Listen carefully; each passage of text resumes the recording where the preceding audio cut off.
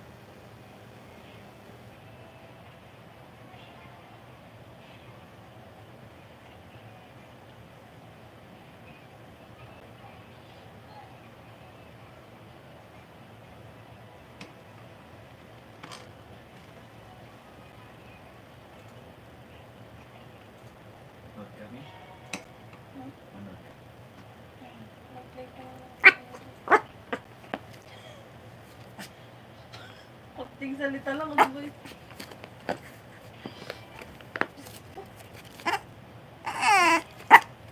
Dito. Ano? Nag-uusap lang kami. Sige, kain mo naman. Nanti ko aswang ko tumpo. So, Basta walang business.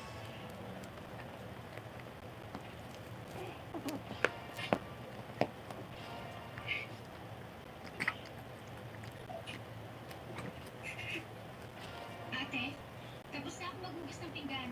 Maganda na tayo para matulog. Teka, kumili ka naman. Huwag mo akong alalahan masyado. Ate naman, pwede ka naman ba? Siyempre, mag-aalala talaga ako sa'yo. Buntis ka.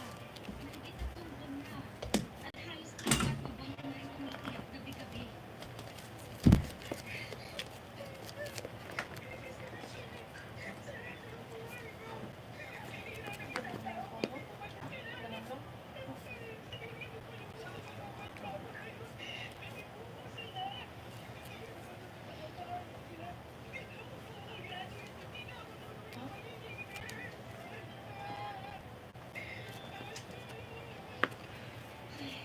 Ate, hindi ko kasalanan yun. Wala kang kasalanan. Pinilit ka lang ng deporte mo. Hindi mo gusto manahon talaga sa'yo.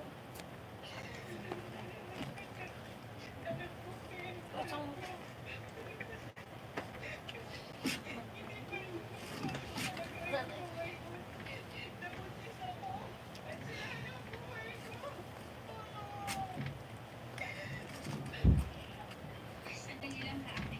Ikukuha mo na ako ng tubig.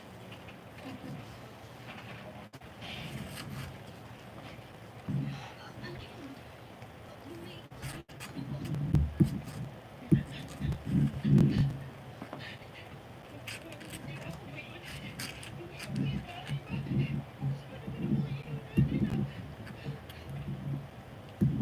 Sino nandyan? Sino nandyan sa bubong?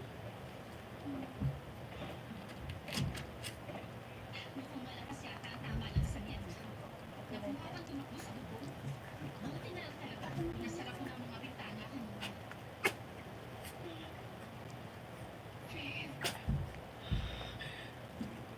nanlugin ka, sige. May masakit ba sa'yo? Medyo sumasakit ang tiyan ko. Diyos ko, ano ba talaga? Hindi tayo pwede basta lumabas. Yan na naman eh! Sila ba kasi ang nasa labas? Huwag ka walang magulo! Huwag mo bubuksan! Hindi maganda ito buksan!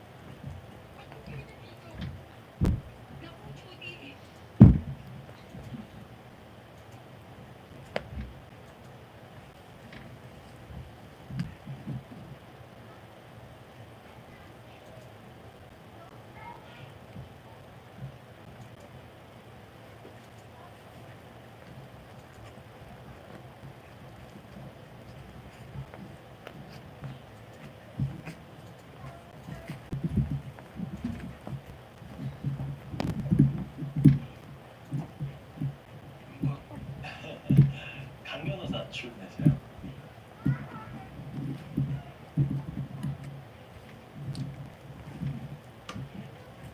근데요, 아까 찾으셨잖아요.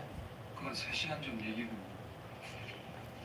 시작한 지 얼마나 됐다고 이틀 연속 무단결근에 머리도 못 말리고 지각한 신입. 더 이상 할 말 없습니다. 그게 아니고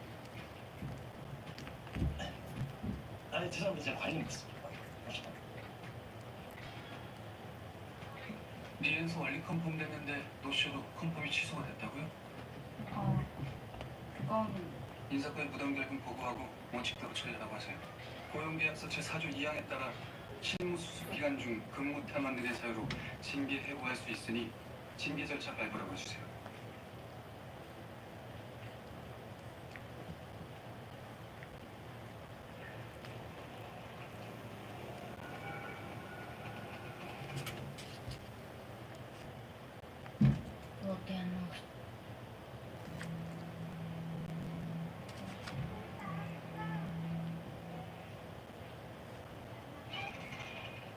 今日からここがあなたの部屋よ。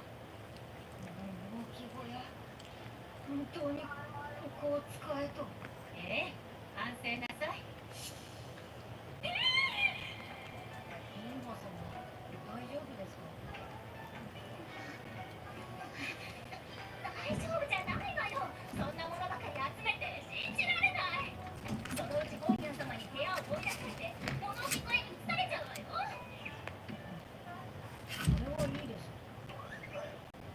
物置小屋なら今の部屋より広いし、夜中に音を聞いた。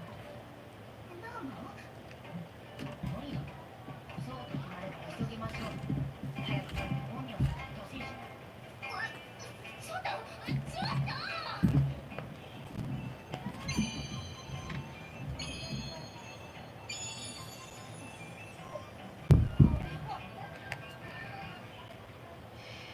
しっかり反省なさい。ありがとうございます。ここに薬草を干して、ここで跳躍をして、ここはあれで、あれはここで。だから言ったじゃないですか。意味ないって。物置小屋。信じられない。ゴンダムさんが連れてきたので、さすがに行くじゃないいい子。私じゃないわよ。マウマウが自分でゴリア様に打診したのよ。ねえ、マウマウ。はい。何かと都合が良かったの。それはそうと、マウマウ、もう虫を集めるのはやめてよね。私が集めているのはトカゲの尻尾ですよ。それに、インガ様が倒れて以来集めていません。本当に？でも、変な予感が笑いながら虫を捕まえているって噂になってるわよ。そんなことはしていません。確かに仕事で顔を集めてたけど、笑いながら虫を取るのは。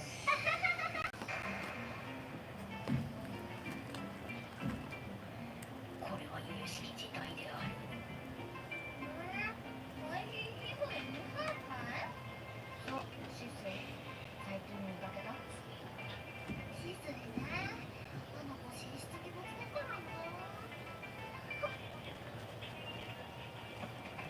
ねえねえ、誰かシスイがどこにいるか知らない？シスイ？見たのよ。見てないよ。え、どこにいたの？教えてよ。ああ、妃好きの次女だから警戒しているのか。シャオランのように誰にでも分け隔てなく接する子の方が珍しいんだよな。何か告げるものを。詳しいお話次第ではこれを差し上げるんですけど。おい、血が出ているぞ。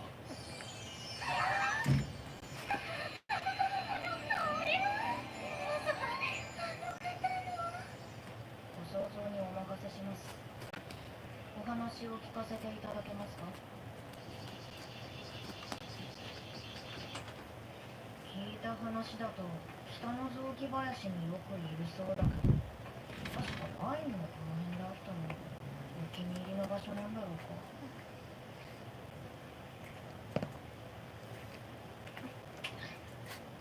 流行りを持ってくればよかったのに。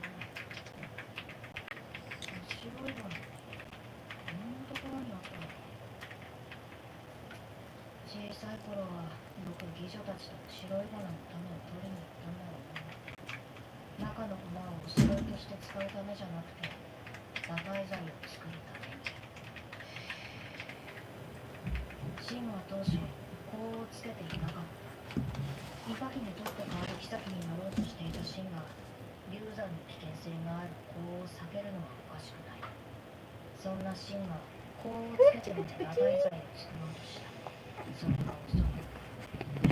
何も玉葉様だけが皇帝の寵愛を受けているわけではない。リカ様が妊娠している可能性も十分にある。だがあの一見の違和感はそれだけじゃない。美女たちに作る打開剤ではお白い花の他にほおずきやバタ、ホウセンカや芍薬、水銀などを使う。水銀はともかく他は高級内でも手に入るものだ。高級の中にあるのにシンは打開剤の材料をキャラバンが持ち込んだもので揃えていた。つまり薬の知識のないシンに毒の作り方を教えた人間がいる。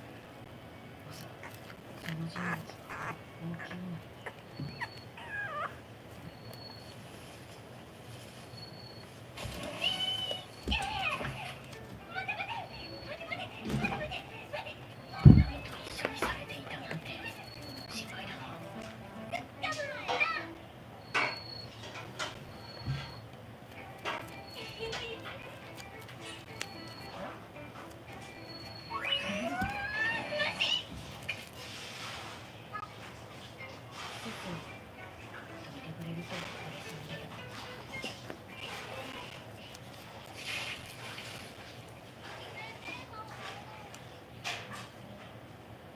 虫を捕まえようとしたの？相当虫が好きなんだ。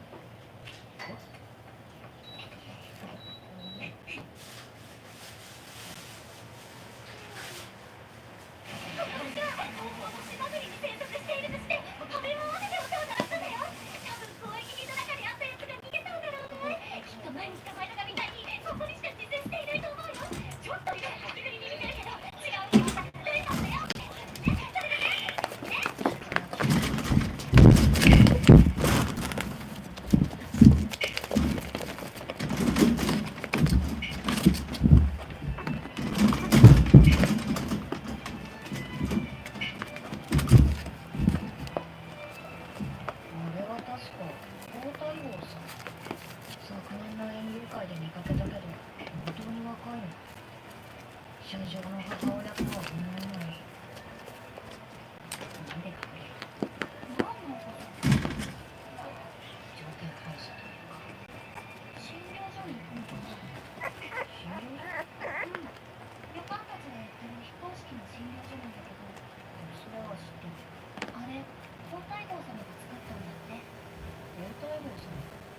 女帝の権力が強い時代だったから公には作れなかったらしいけど。優しい方なんだよね、皇太后様は。それに観覧や奴隷の制度が禁止になったのも皇太后様の口添えがあったんですって。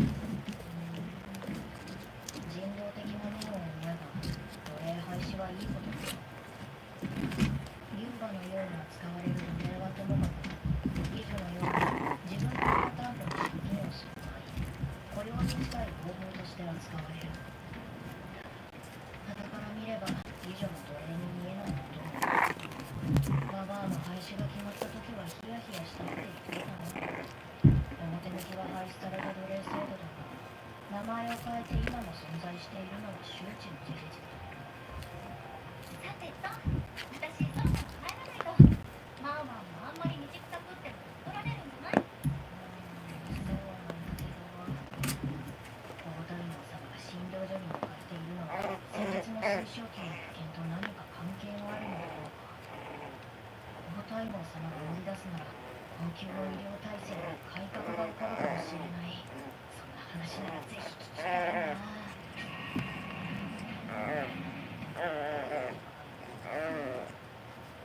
最近怒らせてばかりだからね。やり直し。これで3度目だ。とうとういびりが始まったのかと。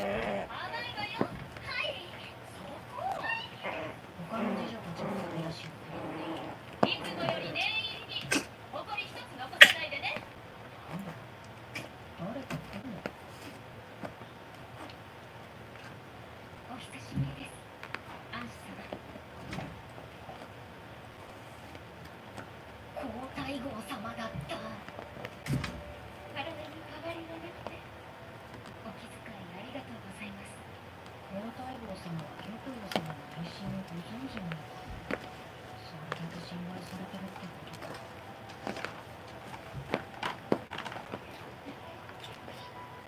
嫁姑というよりは少し年の離れた友人のような雰囲気だな。あなた、確か人士のもとより手配された知女よね。はい、そうですが、なぜ知ってる？睡蓮から聞いたの。しごきがいのある子が高級に戻った。睡蓮は昔私の次女をしていたのよ。なるほど。あの食えない次女と皇太后は窮地の中だったのか。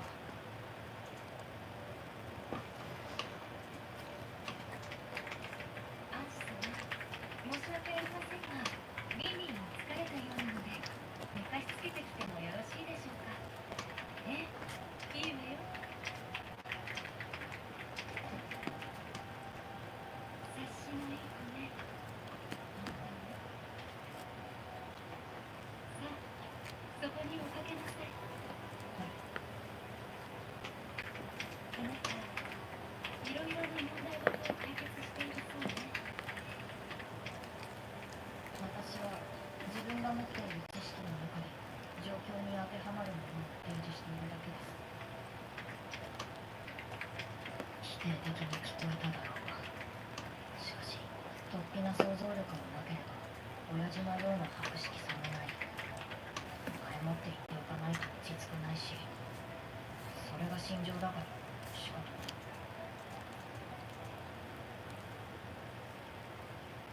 それでもいいわ。わかる範囲でいいの。調べてもらいたいのよ。私は先の帝に呪いをかけたのかしら。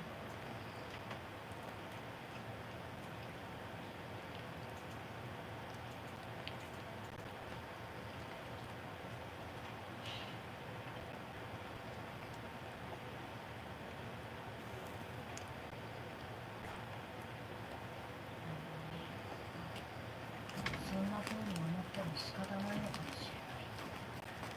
先の帝について正直いい話は聞いたことがない。バカ殿、女帝の傀儡、高級内で一番有名なのはロリコンだろうか。政略結婚や借金のために幼い妻を取ることがある。しかし先帝は妙齢の女官が数多くいる中で一番幼い娘にばかり手を出していた。皇太后様の腹には傷がある。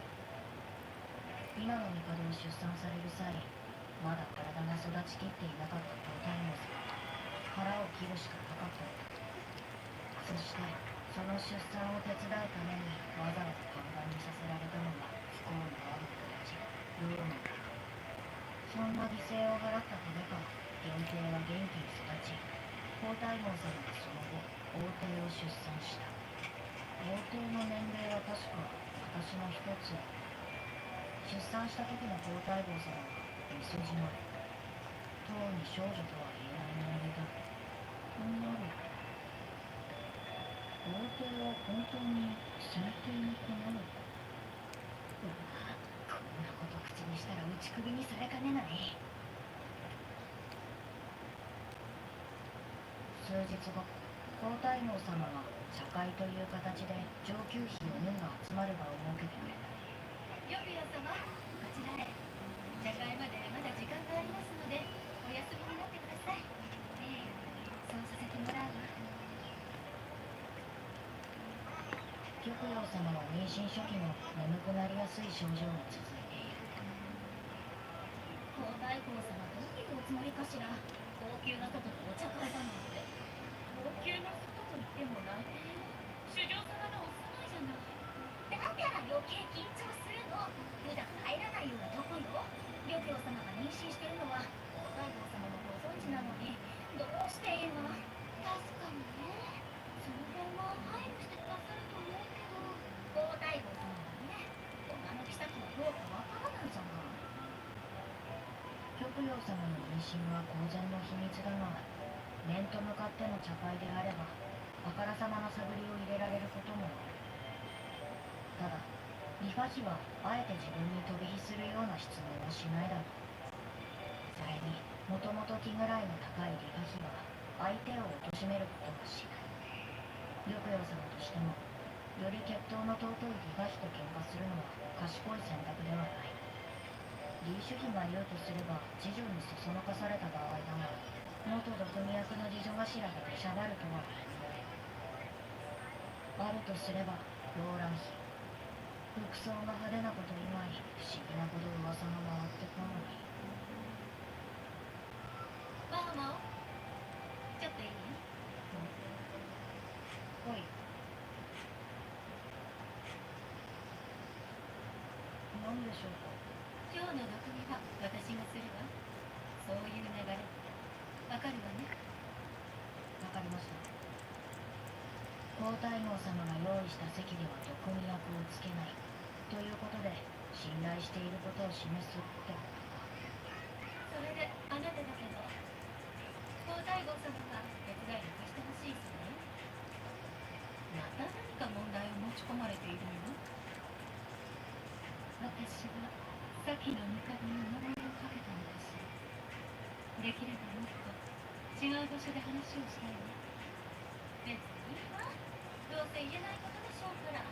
竹内、玉葉様を裏切るような真似はしないでちょうだいね。本名様を敵に回したくはありません。ならいいわ。私もマオマオとはいい関係でいたいのも。そうですね。本名様、やはり玉葉様の次女頭なだけある。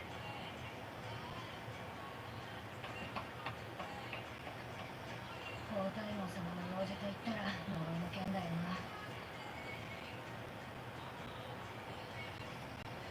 お待たせしました。こちらへ。今の高級ができる前はここが高級として機能していました。そうなんですか。人の気配はないが、塵一つないほど数字は行き届いてる。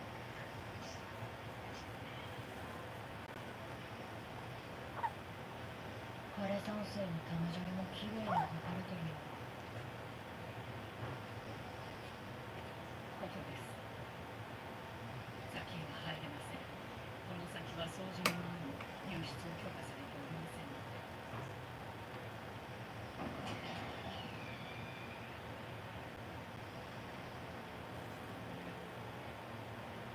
なんだこの匂い。この部屋は。先の帝の時代、旅館から下級の妃になった方が住んでいた場所です。女帝と呼ばれた方の部屋であり、先帝が育まれた場所でもあり、見まかられた場所でもあります。場所を変えましょう。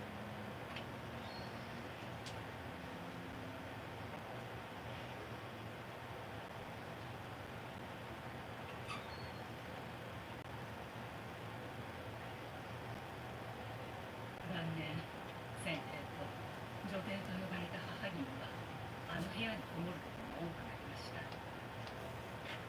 思い出にすがるように入り浸り、先帝は気が弱っていたのか、女帝の死後後を追うようにあの部屋で息を引き取りました。失礼ですね。若かったわけではありませんよね。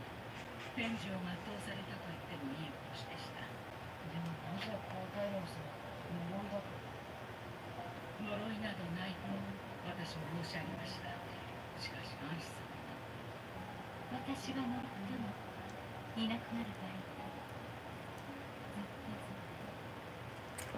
マイオのことか思っていたの。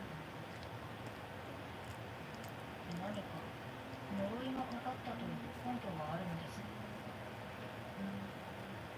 生抜けされた先帝のお体は1年間霊廟にて安置されます。翌年、主上と安子様は先帝を埋葬するためご遺体をご覧になったのですが、ご遺体は亡くなられた時とほぼ同じ姿で残っていたのです。つまり腐ってなかったということですか。ええ、同時期に亡くなられた女帝はとても口には出せない姿になっていたので、それで安子様はご自身が先手に呪いをかけた。はい、なるほどね。霊廟は夏でも涼しいが、遺体は氷漬けにでもしない限り、放置すれば腐って虫が湧き、干からびる。そうならなかったというのは確かに異常だ。人は皆土に帰る。天井人も農民も同じだ。生まれた立場が違っても、それだけは平等。もうじきあの胸は取り壊されます。それまでに調べてもらいたいのです。わかりました。ただし、一つお願いがあります。お願い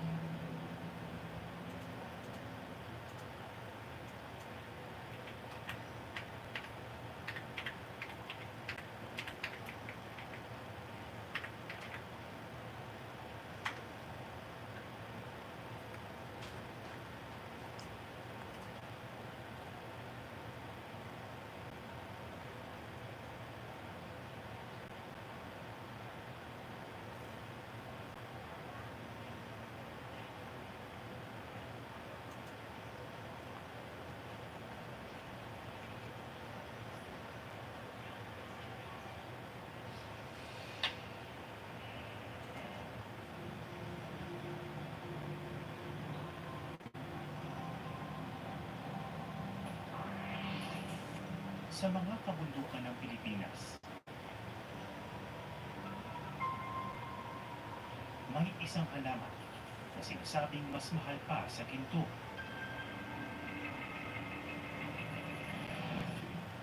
Ang puno kasi ng lapisan, minsan umilikha ng agarwood, ang pinaguriang wood of the gods. Ang halaga nito umaabot daw ng milyong-milyong piso. Sa nakaraang mga taon, ang punong hindi pinapansin dati, pinuntilya at pinagpuputol sa kagubatan. Kaya ngayon, nangangalit na ito maubos.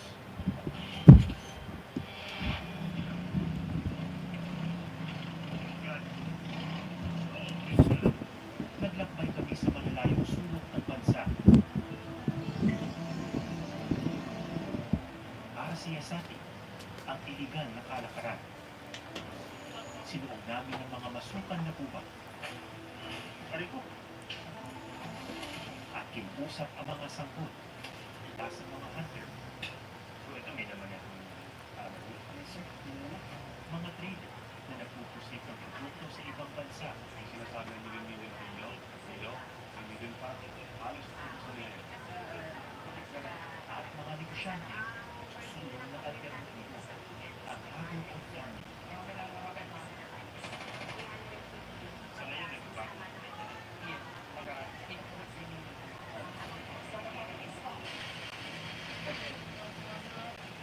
Nananais ang dami.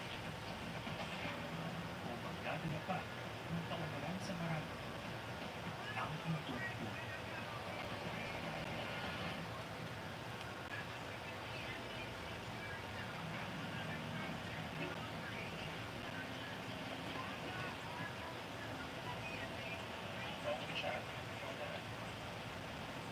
Magsisimula ang ating kwento sa isang bayan sa Mindanao.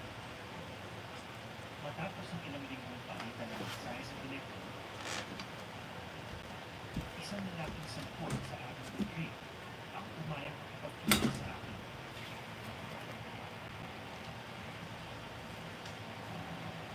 Tingnan natin yung ating contact na sa babae. Habang matagal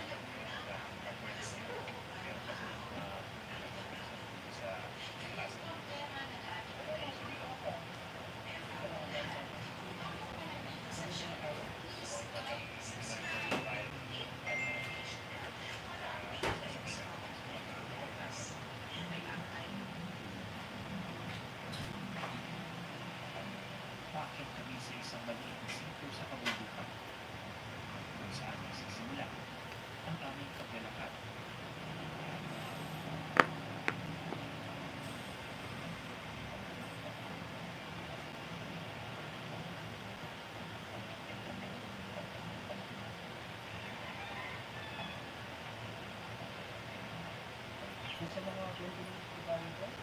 20 minutes sa'yo. Kaya ko ba ng 20 yan?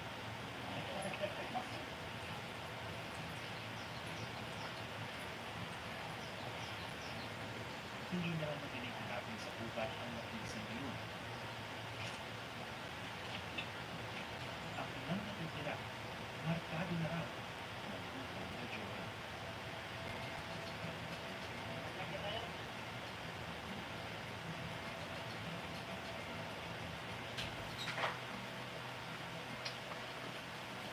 Hindi na habaan.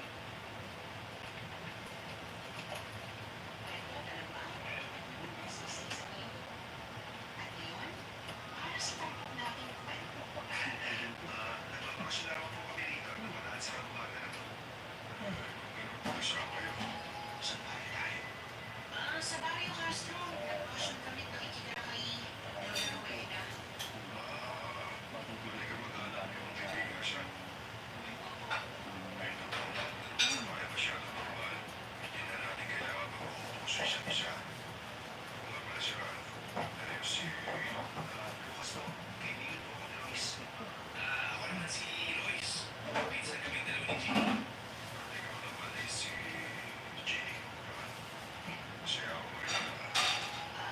Salamat. Alis na kami.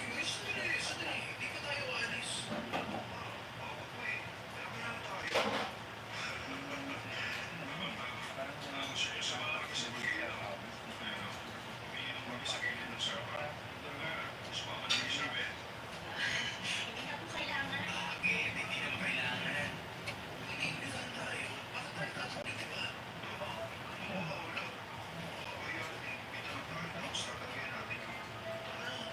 Hoy! Huli nga kami dito. Ang nasira. Ang titipo. Ang ilang mga senses. Minsan, pag may okasyon lang, at tayo makontrol dito sa sarili ko, dito na pang dalawa kayo. Pero bakit pag-isip sa lamesa ko, kinausap ng mga kasama mo? May nakapuso ng puno. Hindi na tayo nagkakaroon. Halata nga eh. Mukhang may kabayan mo ng kapag niya sa inyo na yan. Hindi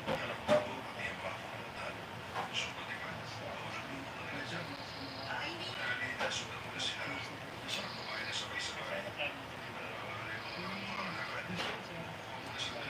Pero, kailangan kasi namin mo dahil baka inakaroon na kami. Yung labasan ng kagubatan. Kapag nasusugatan, nagkakaroon ng infeksyon ng lapisan. Gumagawa ito ng aromatikong ganda o resin para idumi at ipagtanggol ang kanyang sarili. Ito ang afterwood.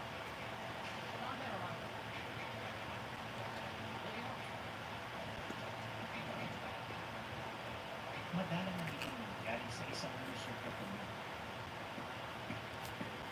Kaya para budyokan ang produksyon ito, sinusugatan ng jowa ng puno ang pinalagyan ng tinatawag na inokina para simulan ang infeksyon sa puno.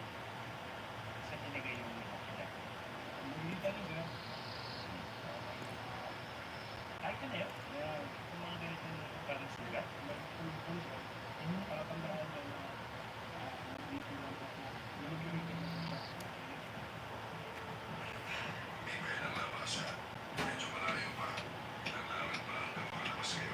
Hindi ah, nakita ko na yung crayons kanina na palatandaan namin.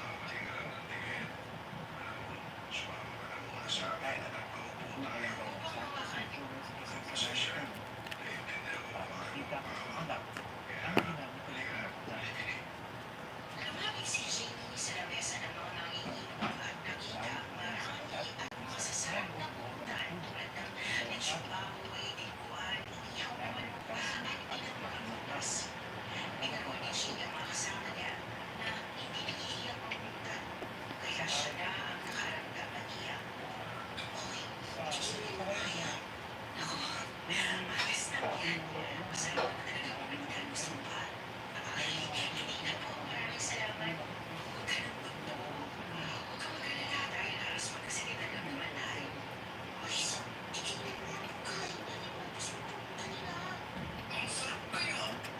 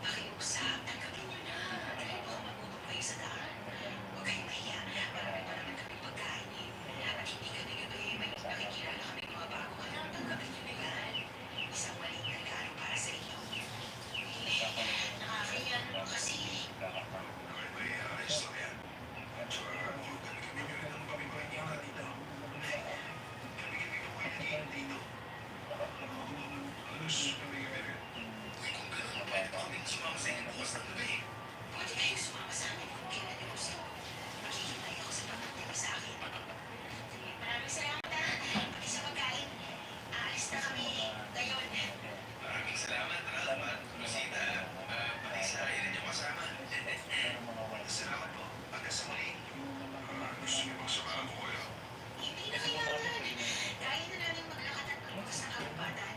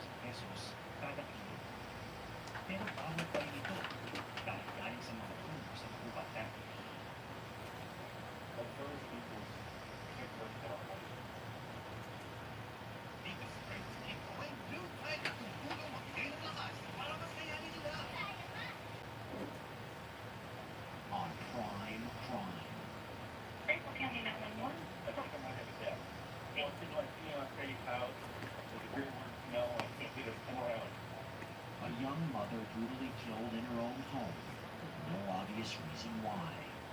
As far as I can tell, not in this. This is your girlfriend? But yeah, say, but I didn't see no ring on her finger. This whole case at the beginning felt like a dead end.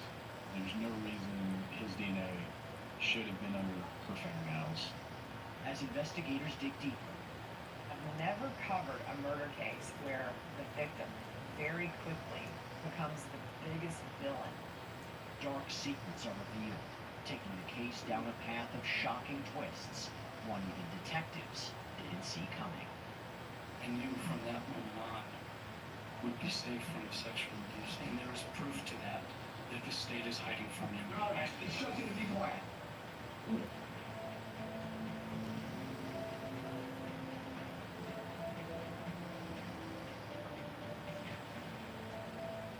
Hi there, everybody. I'm Jesse Weber, and welcome to Crime Crime, where we break down some of the most compelling and memorable true crime cases from across the country.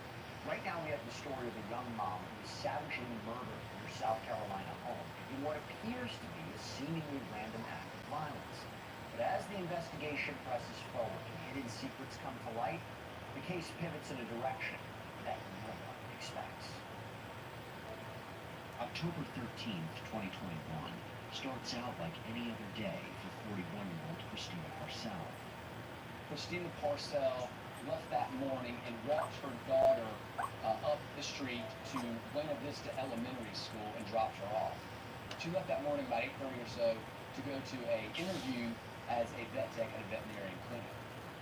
Later that morning, Bradley Post, her fiance, tried to call to touch base with her, see how the interview went, but he didn't get her on the phone. So he decided to go over to the Canebrake address just to check in on her. That's when the lives of Parcell's family and friends in that small community of Greer, South Carolina, change forever. Grapeville County 911. Yeah. Okay, let me connect you. Well, it's like fiance out. She wouldn't answer my call. There's a great word smell. I can't get it come around.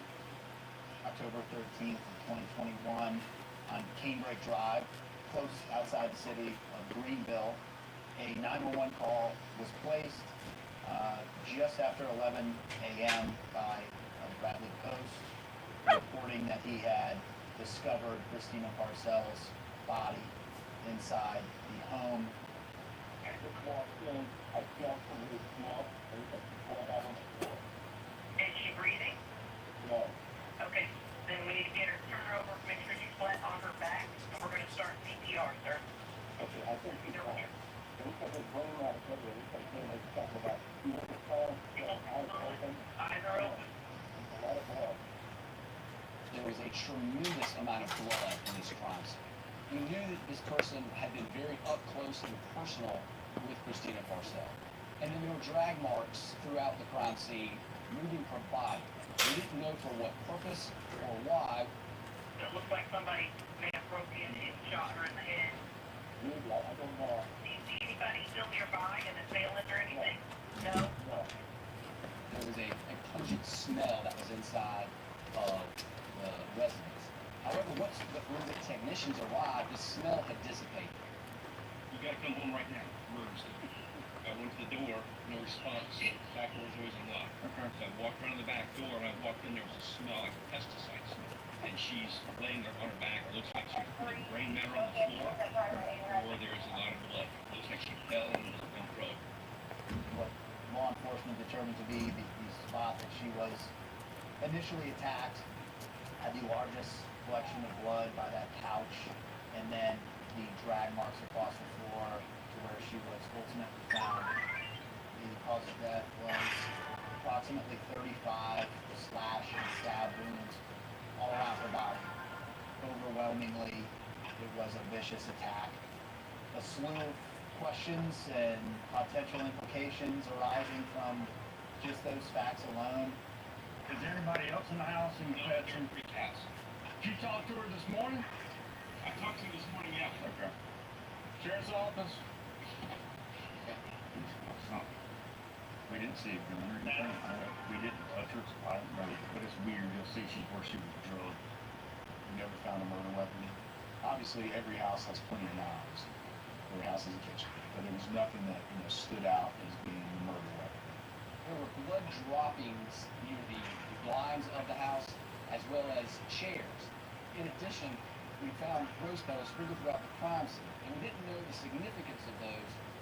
I just talked to Tina, who's his sister, who's where she's coming home now. I said, "It's a rose. You see on the floor?" Yep, I saw it. She said, "Oh, are there any rose in the house?" Right. I saw her sunglasses in the hallway, so Yeah. it looks like she was surprised somehow. We definitely felt that it was personal, not a random person who just walked in her house. This is weird, dude. Just get out of here with that smell. You just lock it down. So they come up with death over. As far as I can tell, my emails. They should be here just a second. And this is your girlfriend? My fiance, but I didn't see my ring on her finger. Got a young daughter that's 9. Deputies were dispatched to 122 Cambridge Drive this afternoon 11 a.m. on Wednesday, October 13th. After a woman, who has since been identified as Christina Parcell, was found deceased inside the residence by a person community.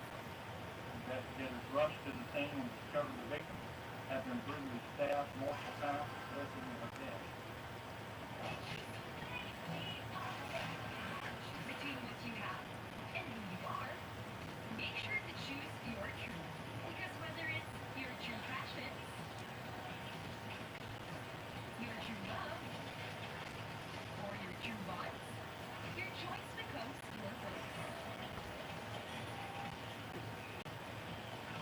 Choose your truth as MMGSM. Now, what's your truth? With a brutal murder and not many leads, police have a lot of work ahead of them. The initial officers cleared the home itself. Evidence was collected, pictures taken of the inside of the home, and the first step that investigators took was to speak to neighbors. Canebrake Avenue is a really quiet suburb in the town of Greer. It's a place where a lot of families live. My first thought was, maybe this is somebody she rejected, or this is a jilted lover. I do think the neighbors were probably afraid. We knew from the beginning we were going to be looking for somebody that was at least familiar with Christina. Christina Parcell was a mother. She was the sister of Tina Parcell, and at that point she was living at that residence with her sister Tina and her daughter. Christina worked as a vet tech part-time. She was seeking full-time employment, and she had a fiance named Bradley Post. After she was murdered, you started to see people who knew her comment on social media about the person that they knew, and it's everything you would expect. She was a great mother to her daughter. Everybody at the animal clinic loved her. It seemed that she had this personality that drew people in, but also made people feel important and noticed. We spoke to her sister, Tina Parcell, at great length, and even Tina expressed the fact that, a lot of Christina Parcell's life was a mystery to her because they only rekindled their relationship about a year or so prior to her murder.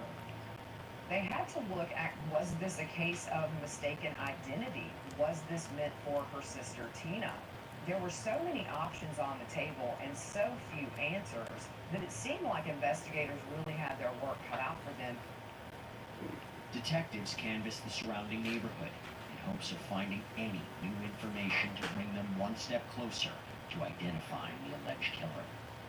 Doorbell cam footage around these houses could be extremely valuable in trying to identify a suspect, and thankfully, almost immediately after law enforcement arrives, they find out that the home directly across the street had Ring camera. We asked for, in some cases, days of footage, just to make sure somebody wasn't kind of scoping out the house before it happened. Some homeowners didn't have anything of evidentiary value, but a couple of the neighbors did catch something that gave law enforcement their first big break. You see the suspect walk up to the front door and stands there for maybe 10 seconds. It's clear he has knocked on the door or rung the doorbell. You see the door crack open, and the last frame of that video shows the suspect walking inside Christina Parcells' house. We tried to get as much security camera footage as we could to figure out where he came from and where he went back. We know he left on the bike. They kind of struck gold, in a sense, in falling into the footage of this individual walking into the home at 9:15. It didn't clearly identify who it was. They didn't have a face, but it led them ultimately to the suspect. Many questions begin swirling. Who would want this young mother dead? Who had access to the home and knew Christina Parcells' schedule? Is there anything, or anyone, investigators are missing? This soon leads detectives towards an unlikely character. There's been a custody battle. The father's in Italy. Sitting in Italy now, he's been threatening her, we don't know.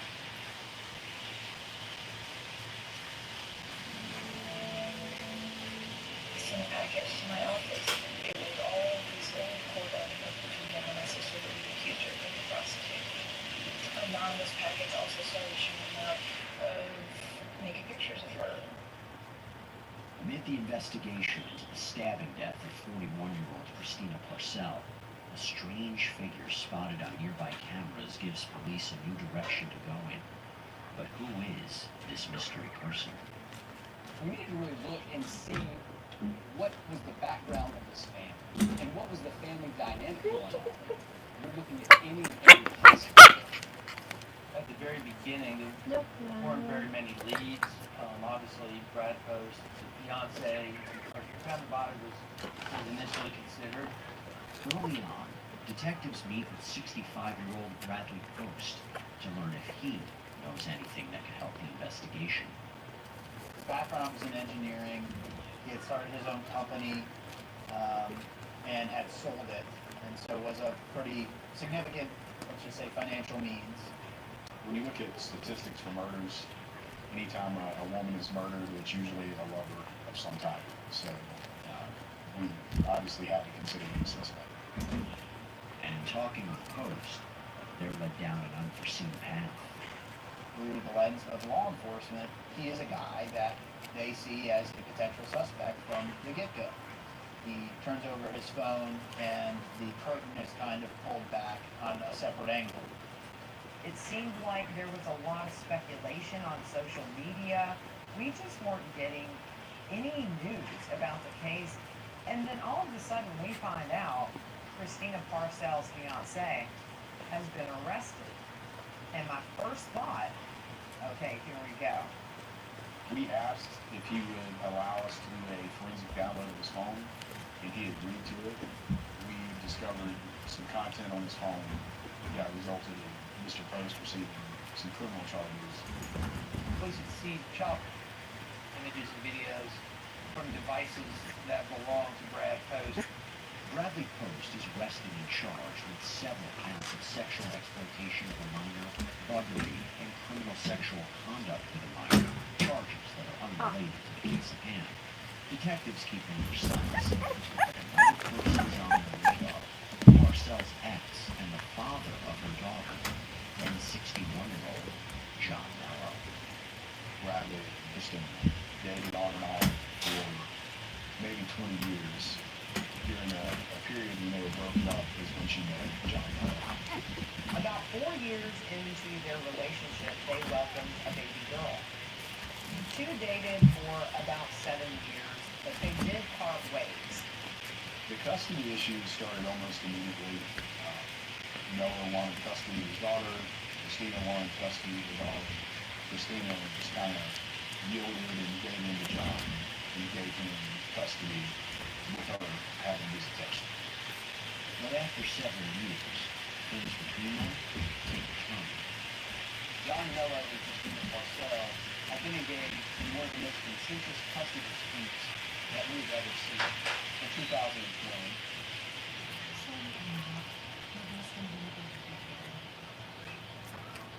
Love ka ni Mama, pero kailangan natin magtipid.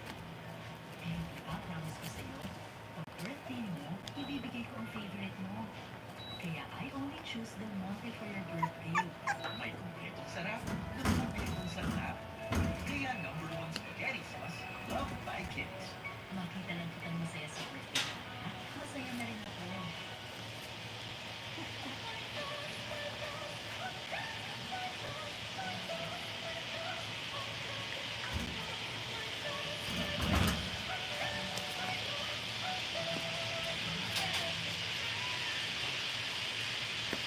John Mello left with his daughter.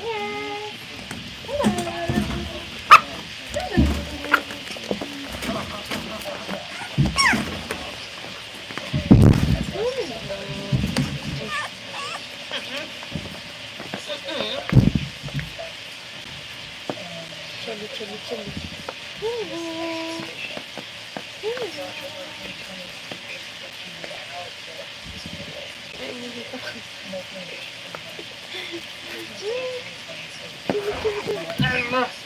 Oh. More.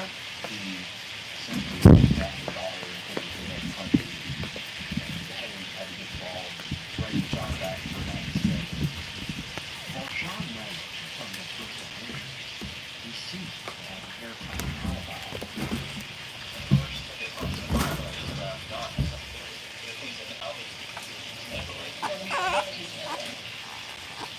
Nuance to the John Mello angle was the fact that they learned immediately that he was in Italy at the time of the murder. Once we learned that John Mello was not located in the United States, that route went a little cold. While Mello may not be the man, his connections are certainly of interest to investigators.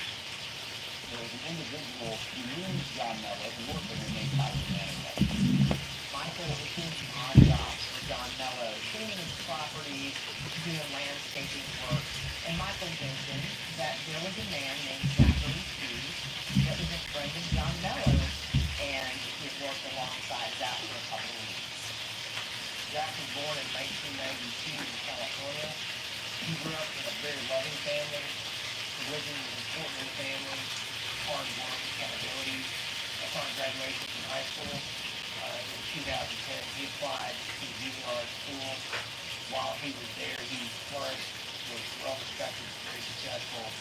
After he graduated from Juilliard, he taught music lessons to pupils, and he retired in 2017 to be the principal pianist of the National Symphony. When Zachary Hughes and John Mello first met up, it was kind of a chance meeting. During COVID, everything was shut down. Zachary Hughes had the idea, I'll play on the lawn outside for people.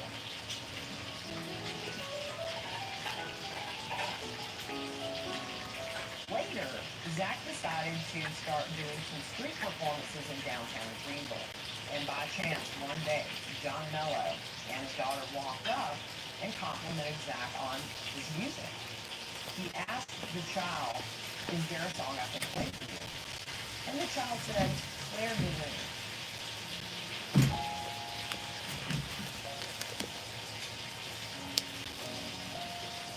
It was Michael Manigault who kind of filled in some of the pieces about the relationship.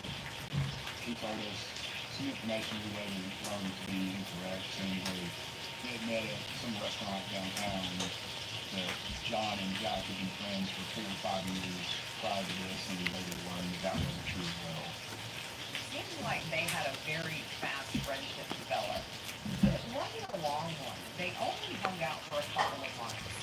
Zach was enamored with the young child in a big brother kind of way. Now, 29-year-old Zachary Hughes is in the picture, but there's something that doesn't really add up. Such a glaring question. There was no connection with Christina Parcell. There was never a communication with Christina Parcell. There was no evidence of the fact that he had ever met her. The only connection between Zachary Hughes and Christina Parcell was John Mello. I researched him online. I found all kinds of articles about Zachary Hughes in Greenville, who's this great pianist, and we pulled a list of his vehicles that he has from the Southline EV. And that's when I started looking through the flock traffic cameras that we have throughout the county. And the day of Christina's murder, I was able to find a picture of Zach's truck. With seemingly little connection to Christina Parcell, detectives begin to wonder, could the hooded figure on the bicycle seen on surveillance footage be Zachary Hughes? On 2 separate flock cameras at different times, they see Zach's truck, but they also see a bike in the bed of the truck, and that was the next big break. This is quite the story.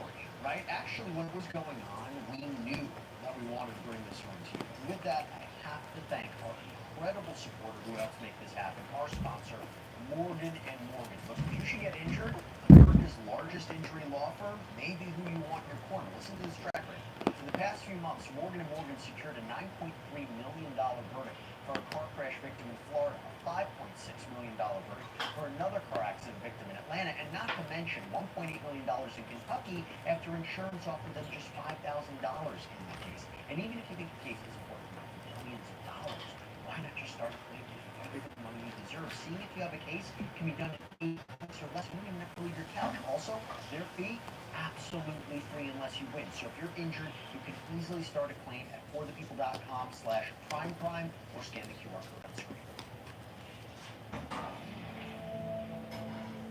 We found no connection.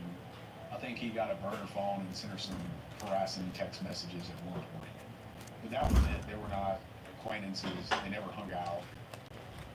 A loose theory begins to take shape surrounding the murder of Christina Parcell, but as the investigation unfolds, unsettling new details emerge. Only demons. Right after Christina was able to get her daughter back from Italy, some nude photographs of her started being mailed to several different addresses. These nude photos look to be from an escort website, and these mailings were going to the guardian ad litem in the case, attorneys, to Bradley Post, her fiance, as well as neighbors of his. At first, the sender of the envelopes remains unknown, but as the murder investigation continues, detectives begin building their case, uncovering links to Zachary Hughes. In doing their due diligence, they're able to identify his truck, and they run that truck through flock cameras in Greenville. On the day of the murder, around 2:30 p.m., one of the flock cameras hits on that person's truck, and you see very clearly in the bed of his truck a bike matching that description of the bike that was found on the ring cameras, leaving the residence. So this is where it kind of snowballs. Even though his family was close by, Zachary, 29.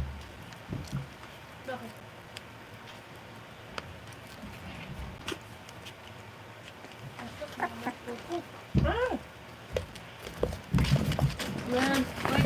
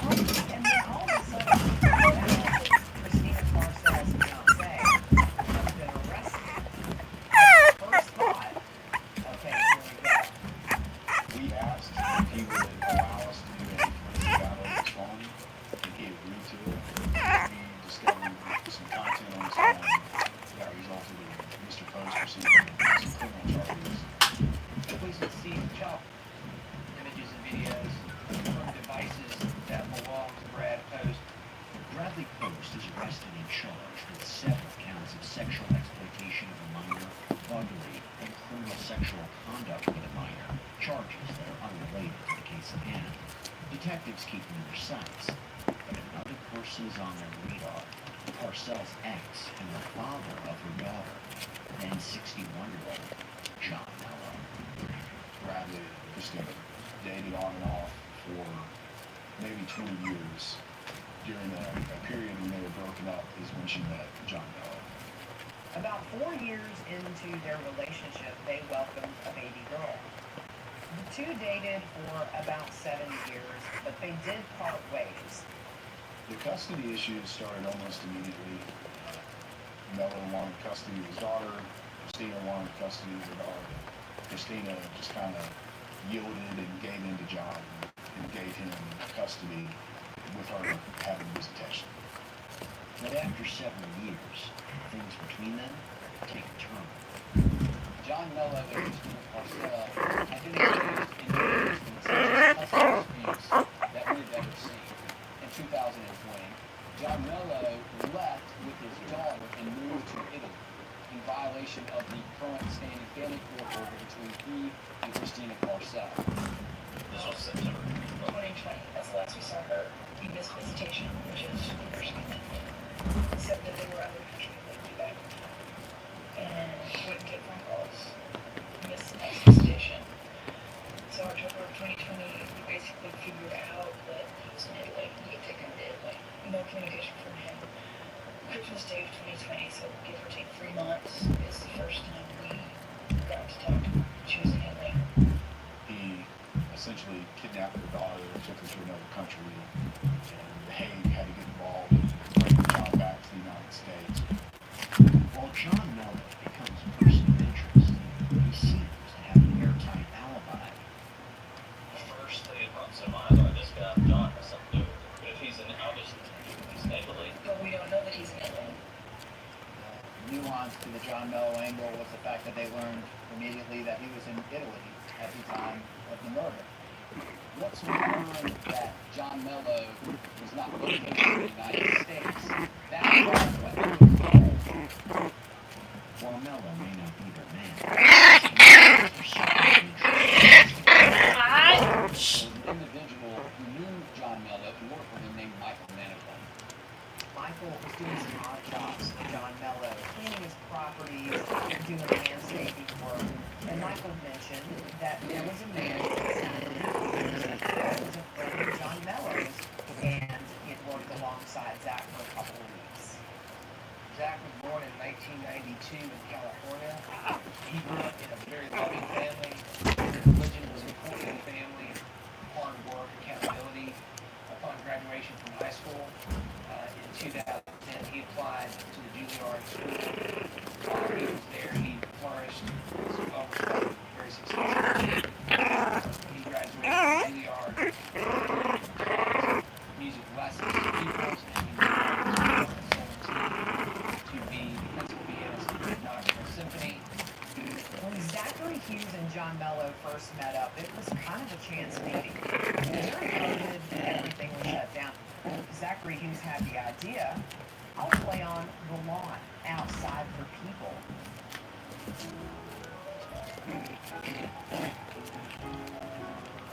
Later, Zach decided to start doing some street performances in downtown Greenville. And by chance, one day, John Mello and his daughter walked up and complimented Zach on his music. He asked the child, is there a song I could play for you? And the child said, Claire de Lune.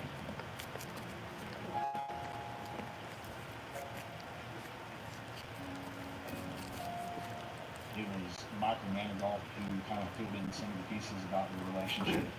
He told us some information we later learned to be incorrect, saying that they had met at some restaurant downtown, and that John and Zach had been friends for 4 or 5 years prior to this, and we later learned that that wasn't true as well. It seems like they had a very fast friendship develop, but it wasn't a long one. They only hung out for a couple of months. Zach was enamored with the young child in a big brother kind of way. 29-year-old Zachary Hughes is in the picture, but there's something that doesn't really add up. Such a glaring question. There was no connection with Christina Parcell. There was never a communication with Christina Parcell.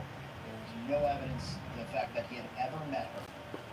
The only connection between Zachary Hughes and Christina Parcell was John Mello.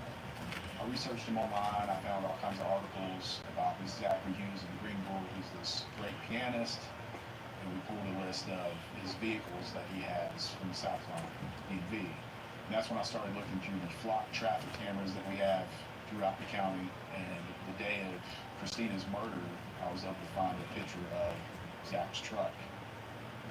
With seemingly little connection to Christina Parcell, detectives begin to wonder, could the hooded figure on the bicycle seen on surveillance footage be Zachary Hughes?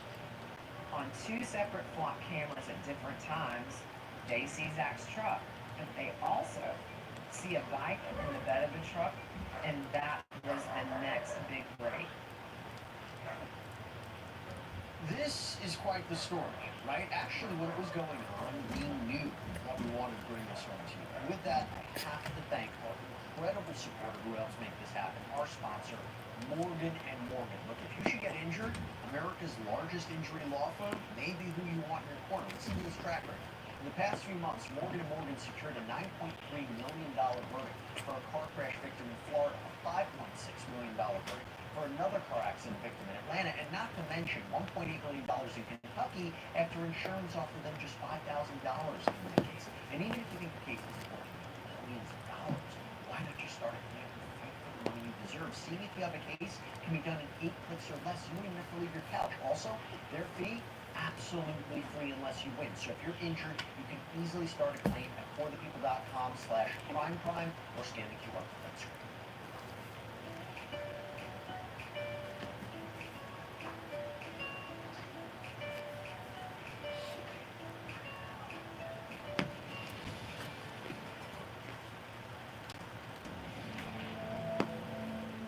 We found no connection.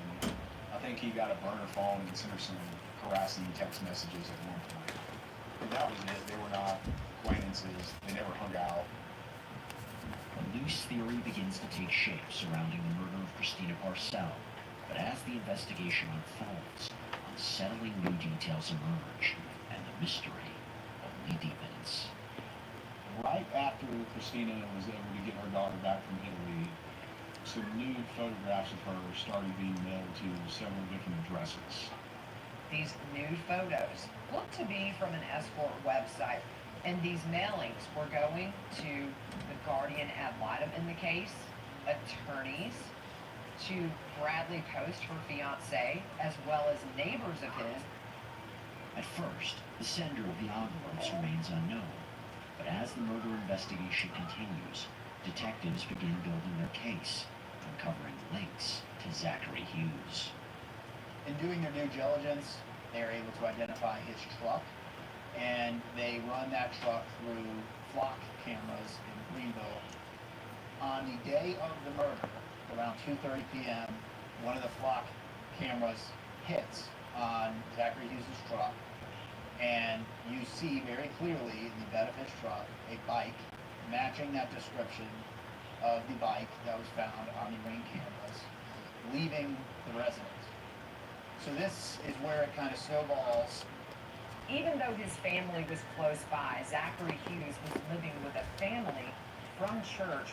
Investigators, when they pull up, Zachary Hughes is standing at the French door, holding a cell phone, and puts his hands in the air. I obtained a search warrant for that residence, his truck, his DNA. When we arrived at his house, it's like he knew we were coming before we even got out of our cars. He didn't even ask us why we were there or what we were doing. The garage had a lot of bikes. There were some up on the shelves. They noted some had cobwebs on them, but when they turn and look, they see a black bike that is in amazing condition. We asked if he wanted to speak with us about the case, and he refused. That night we did the search warrant. We just detained him so we could get his DNA at that point. He was our prime suspect. With not enough to hold him, Hughes is released. And several days later, in early November 2021, one final break. they learned that there's a DNA hit under Christina Parcells' fingernails to Zachary Hughes. So between the bike, between the fact that he matched the stature of that suspect going in the home, and the DNA, that was enough for law enforcement to make the arrest. Zachary Hughes was located in Michigan. Huh? He was leaving to play the piano on a 4-month cruise to make money.